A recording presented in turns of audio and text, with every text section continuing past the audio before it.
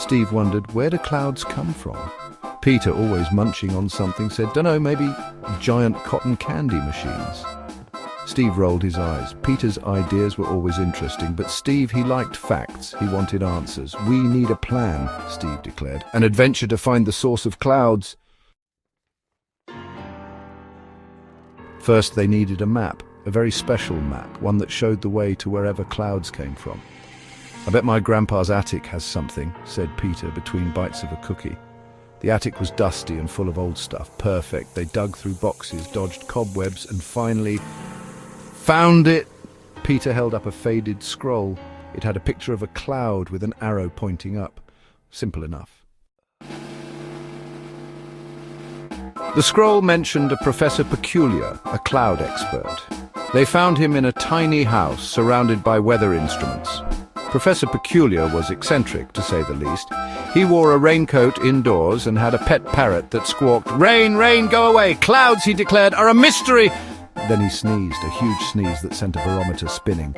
"Follow the Rainbow River," he finally sputtered. "It'll lead you to the source!"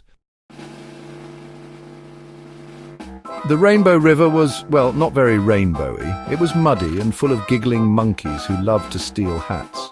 Peter lost his favourite cap almost immediately. "Those little thieves," he cried, as a monkey on a branch above them wore his cap like a crown. Steve, ever resourceful, used a banana to distract the monkeys. They grabbed their chance and rowed their tiny boat downstream. Up and away, almost! The river led to a giant slingshot conveniently shaped like a cloud. "This must be it," exclaimed Steve. He was a little nervous but excited too. Peter, naturally, was more interested in a picnic he'd packed. Sandwiches first, adventure later. Just as they were about to get in the slingshot, a flock of very fluffy sheep wandered onto it. Said Steve. "I guess we're waiting." Adventures in Cloudland. The sheep, it turned out, were the power source for the slingshot. With a boing and a bar, they were launched into the air. Cloudland was strange. Everything was soft and bouncy, like a giant trampoline. They met talking clouds who told terrible jokes and a grumpy sun who complained about always being on. "This is amazing!" shouted Steve, bouncing on a cloud. "My feet are starting to sweat," grumbled Peter. The truth is up in the air. Finally, they reached the Cloud Queen. She was majestic, with a crown of raindrops and a flowing gown of mist. "We've come to discover the source of clouds," announced Steve. The Cloud Queen chuckled, a soft rumble of thunder. "Dear children, haven't you figured it out? Clouds are—" Suddenly Peter sneezed. It was a huge sneeze, even bigger than Professor Peculiar's. They never did hear the Cloud Queen's answer. A triumphant, if slightly soggy, return. Peter's sneeze sent them tumbling back to Earth, landing right in Professor Peculiar's backyard.